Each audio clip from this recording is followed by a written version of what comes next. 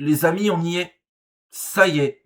La Coupe du Monde va enfin connaître ses premières éliminations, ses premières qualifications et surtout, on s'ancre directement vers la suite du tournoi. C'est Vasco Foot les amis, je suis très content de vous retrouver. Bienvenue sur la chaîne, n'oubliez pas de liker et de vous abonner. Aujourd'hui, on va évoquer un truc très très simple, les pronostics de la journée 3 de la Coupe du Monde les amis. On se retrouve toujours sur la ligue de mon ami Coro Foot, sur mon petit prono, pas de problème. Journée 3 de la Coupe du Monde qui est évidemment très intéressante.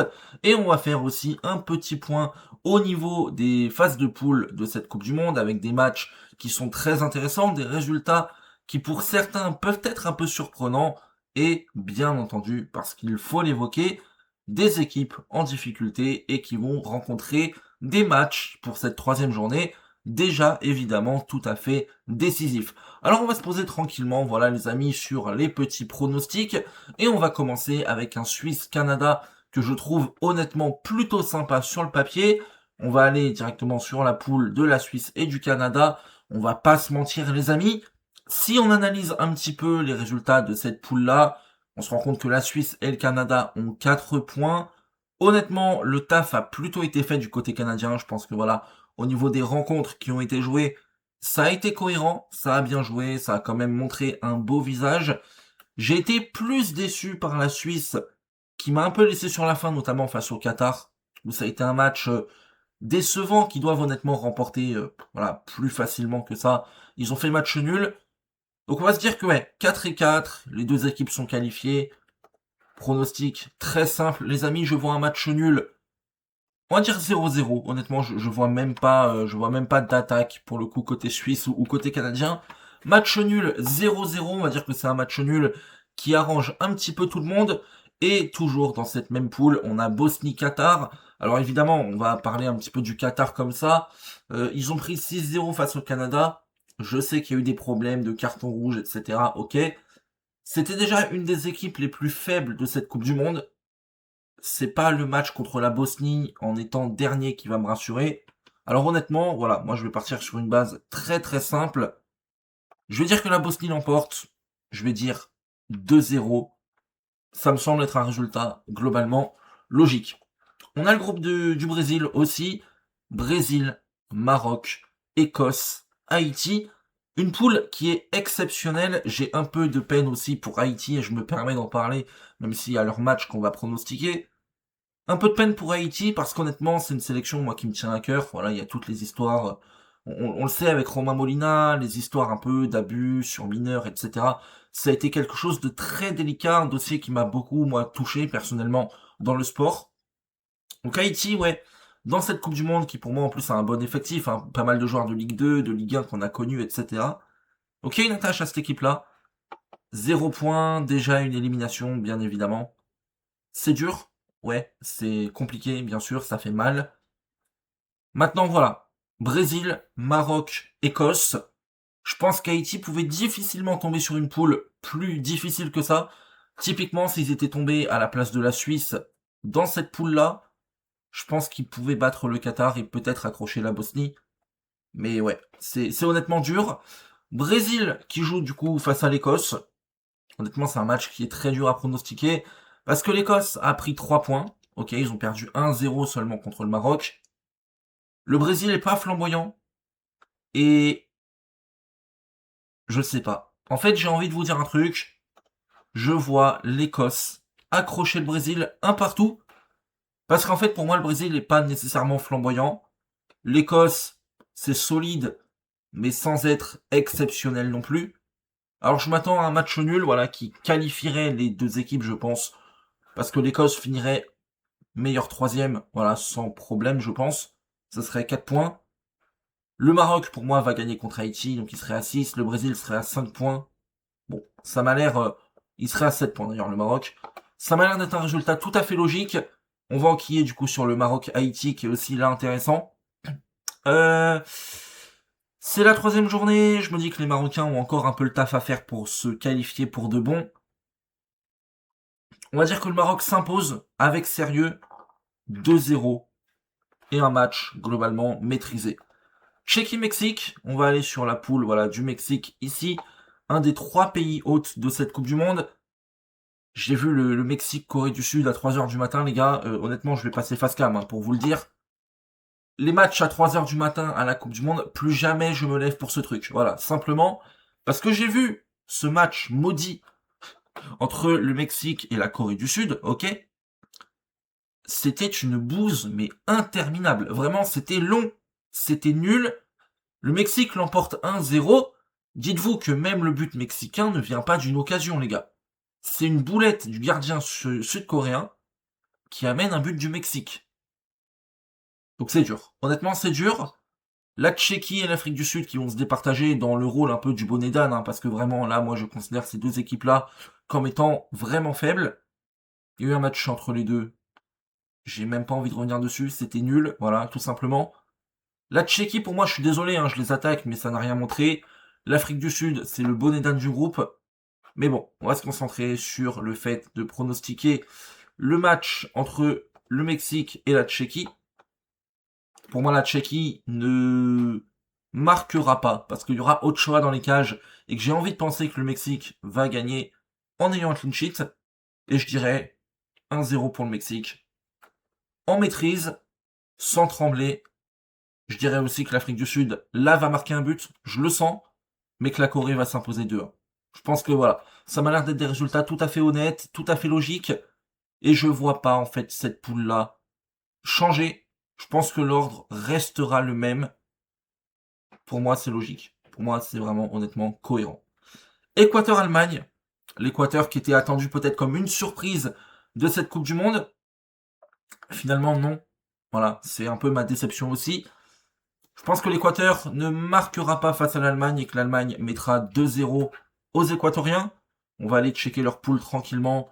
L'Allemagne est en tête, mais doit faire le taf pour pas se faire voler la première place par la Côte d'Ivoire, quand bien même la différence de but en vrai. Non, ils ont une marge de sécurité, ça va, mais je vois quand même l'Allemagne supérieure à l'Équateur. L'Équateur en danger, parce que Curaçao, potentiellement passe devant, si jamais ils accrochent un résultat. Mais quand même, je pense pas que Curaçao fasse un truc face à la Côte d'Ivoire. J'ai déjà parlé des Ivoiriens dans deux vidéos, ouais, deux vidéos. Je disais, voilà, tout le bien que je pensais de cette équipe-là. Pour moi, ils ont perdu face à l'Allemagne en ayant fait un très bon match. Ça m'a un peu déçu, honnêtement, ça m'a déçu. Je dirais que Curaçao va marquer. Voilà, c'est un peu le jeu des pronos, on est là pour kiffer aussi. Curaçao qui marque, mais la Côte d'Ivoire qui en met 4. C'est osé, parce qu'ils ont tenu le 0-0 contre l'Équateur. Ils en ont pris 7 face à l'Allemagne. Je me dis qu'avec la puissance offensive de la Côte d'Ivoire, tu peux accrocher quelque chose. On va parler de la Tunisie aussi. Ouais. Bon, là c'est très compliqué les gars, honnêtement, je pensais même à faire une vidéo spéciale Tunisie. 0 points, déjà éliminé, un but marqué, 9 encaissés. Et là, c'est une question qu'on peut se poser. Est-ce que la Tunisie est pas actuellement dans les pires équipes de l'histoire de la Coupe du Monde? C'est chaud. C'est chaud. Sabri Lamouchi qui s'est fait virer, Hervé Renard qui arrive en plein milieu d'une mission un peu intérim, sauvetage impossible. Ils en ont pris 5 contre la Suède, qui est mid en plus. La Suède, honnêtement, est pas dingue. La Suède en a pris 5 face aux Pays-Bas, rendez-vous compte. Ouais, honnêtement, c'est dur. Ils en prennent 4 face au Japon. Là, ils jouent face aux Pays-Bas. Je me dis que la Tunisie va marquer, ok. Les Pays-Bas sont en vrai pas encore qualifiés, donc ils vont devoir mettre du sérieux. Victoire 5-1 des Pays-Bas. Parce que je vois pas la Tunisie au niveau. Parce que je vois le potentiel offensif des Pays-Bas aussi. Je me dis que ça va être une correction. Malheureusement pour les Tunisiens, moi ça me fait pas plaisir de dire ça, loin de là. J'aime bien cette sélection-là. Mais quand on voit le niveau, quand on voit ce qui s'est passé lors de cette Coupe du Monde en interne, je suis désolé, mais je ne peux pas y croire.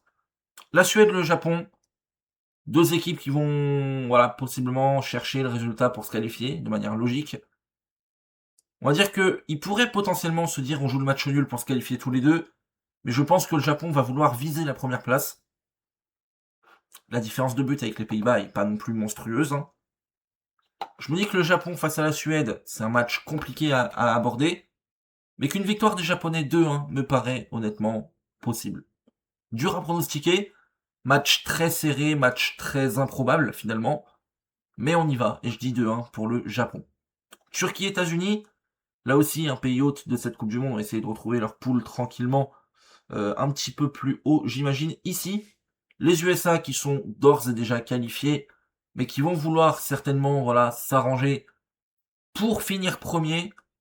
La Turquie qui honnêtement a été une énorme déception, très faible, qui peut-être encore faire quelque chose en allant chercher 3 points, mais j'y crois pas. En fait, j'y crois même pas. Pour moi, la 3e place n'est pas accessible. Le résultat face aux États-Unis n'est même pas accessible non plus. Je pense que les Américains vont faire tourner et que donc la Turquie va marquer un but, mais que les Américains vont quand même aller remporter ce match. Parce qu'ils sont à la maison, pour moi c'est un facteur qui joue beaucoup, parce que la Turquie honnêtement est vraiment faible. J'ai une grosse déception autour de cette sélection-là. Et je dirais aussi, si ça veut bien revenir à la J3, que le Paraguay et l'Australie vont faire un match nul. Voilà. Je pense à un match nul, un partout, parce que l'Australie a certes de la qualité défensive, mais il y a de la limite offensive. J'ai encore rien vu du Paraguay, mais ils ont accroché un bon résultat face à la Turquie, 1-0. Voilà. Je m'attends à quelque chose de plutôt carré comme ça. Norvège-France, pas facile. Là, on parle de nos bleus, bien évidemment. Pas facile parce que, voilà, la poule de la France est ici. Les bleus et les Norvégiens sont qualifiés. Alors, on a la première place apparemment parce qu'on aurait moins de buts encaissés. Mais je me demande si c'est pas l'attaque qui va primer sur la défense. Honnêtement, je sais pas. On va se dire honnêtement que je vois un match nul entre la France et la Norvège. 0-0, un match tout pourri, voilà. Le fameux match des coiffeurs, c'est ce à quoi je m'attends. Parce que t'as pas besoin de forcer, en fait, t'as pas besoin de forcer ton destin. La Norvège, je sais pas comment ils vont aborder la rencontre. Est-ce qu'ils vont vouloir la première place? Si jamais ils sont pas premiers déjà, parce qu'en vrai là c'est affiché la France premier, mais j'ai un doute là-dessus. Est-ce qu'ils vont se dire on fait tourner tranquillement et on verra? On économise pour le tournoi nos joueurs? Je sais pas. Pareil pour les Bleus, il y aura une vraie question au niveau de l'approche, mais on en fera une vidéo spéciale je pense. Je vois, 0-0, voilà, 0-0, match des coiffeurs tout pourri. Le Sénégal face à l'Irak, évidemment, le Sénégal est en grand danger dans cette Coupe du Monde. Ils doivent impérativement prendre 3 points, soigner la différence de but, sinon c'est mort. Sinon c'est mort, tout simplement. Ils peuvent encore peut-être accrocher quelque chose ici, pour finir parmi les 8 meilleurs troisièmes. Mais ça a l'air d'être compromis, alors il faut que le Sénégal l'emporte contre l'Irak. Je l'avais évoqué, l'Irak est une équipe de qualité. Il faut marquer beaucoup de buts. L'Irak est déjà éliminé, bien évidemment, malheureusement pour eux. Je vais dire 4-0. C'est un résultat auquel honnêtement je crois pas trop parce qu'il y a des compositions que je comprends pas. L'absence notamment d'Iliman Ndiaye, d'Ibrahim Mbaye, en tant que titulaire. Mais dans la nécessité du Sénégal à l'emporter largement, je vais dire qu'ils vont être motivés et qu'ils vont mettre 4-0 à l'Irak. C'est dur pour les Irakiens, je sais, mais on va dire que je vois les choses comme ça. Espagne-Uruguay, je vois un match nul un partout, voilà, comme ça, à l'instinct. On va aller sur leur poule. L'Espagne est qualifiée, l'Uruguay doit encore faire quelque chose, mais je pense qu'il y a un peu trop de limites. Le Cap-Vert qui fait un très beau parcours là jusque-là face à l'Arabie Saoudite. Ils ont accroché l'Espagne, ils ont accroché l'Uruguay. Est-ce qu'ils vont réussir à accrocher l'Arabie Saoudite? Honnêtement, je le souhaite. C'est vraiment ce que je souhaite. Et je vais partir là aussi sur un match nul, un partout, qui est très osé, parce qu'en vrai je vois plutôt l'Arabie Saoudite l'emporter. Je pense que dans le football j'ai été suffisamment déçu pour me dire que voilà, il y aura un match nul ou alors un bon résultat pour le Cap-Vert. Mais j'ai envie d'y croire, et on va se dire que le Cap-Vert arrive avec 3 points à peut-être se qualifier. Honnêtement, je ne sais pas s'ils peuvent encore en faire partie. Ils sont 6e en l'état. On verra à la fin de la 3e journée. Mais ouais, j'aimerais bien voir le Cap-Vert évidemment se qualifier pour la suite de la compétition. La Nouvelle-Zélande qui va affronter la Belgique.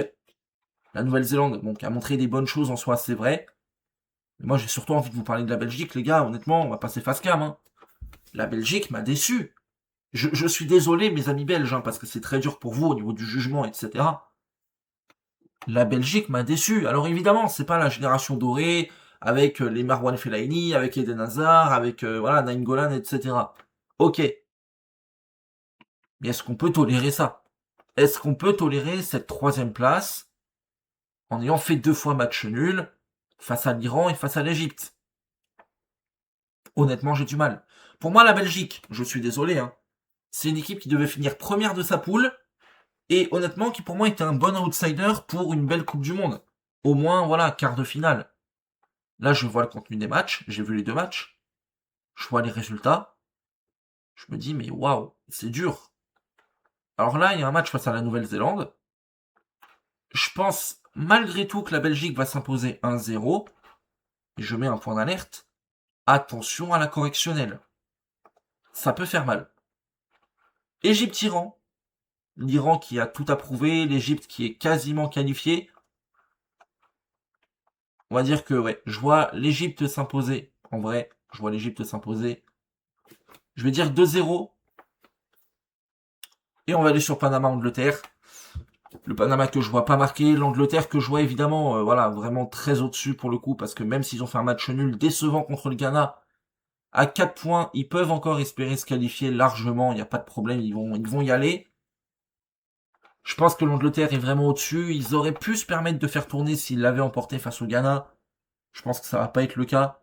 Et je vais dire une victoire 3-0 des Anglais. Et je vais dire aussi un truc qui va peut-être étonner, mais je pense que Croatie-Ghana va donner un match serré, intense, tendu. Et d'un côté, je suis partagé parce que je vois la Croatie, voilà, faire quelque chose de bien. Ok. Mais j'ai vu aussi la solidité du Ghana. Je me dis, un partout.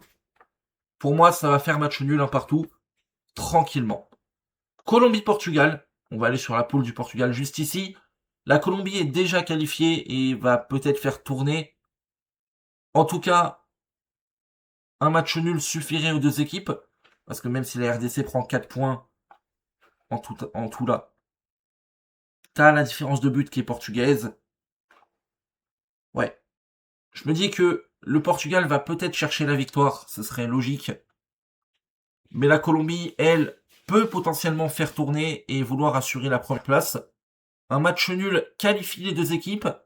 Alors je pense que la Colombie va vouloir un match nul pour assurer la première place, etc. Je pense que le Portugal va y aller pour la victoire. Je veux dire que la Colombie marque, mais que le Portugal l'emporte 3-1. Et Congo-Ouzbékistan,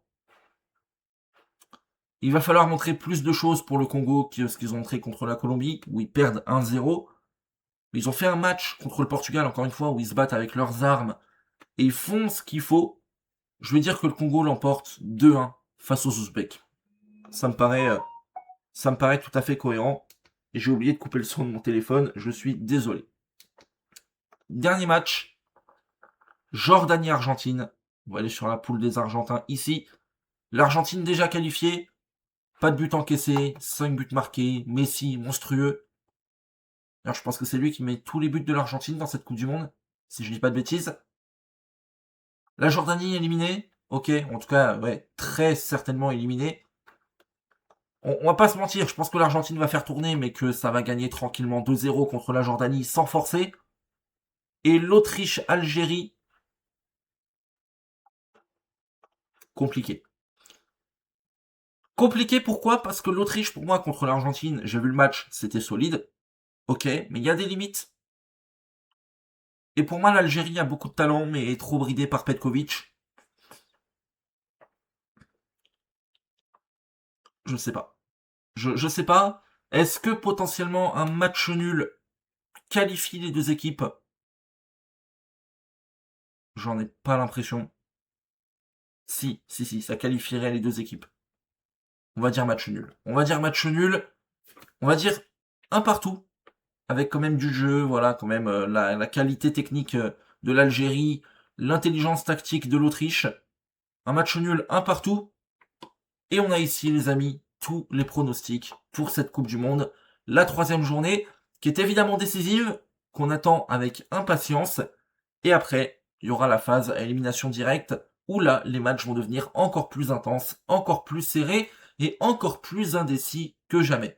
C'était Vasco Foot, les amis. N'oubliez pas de liker, c'est extrêmement important pour me soutenir et pour développer la chaîne, mais aussi à vous abonner. On se retrouvera pour d'autres vidéos Coupe du Monde. On va parler de mercato, présenter des joueurs, etc.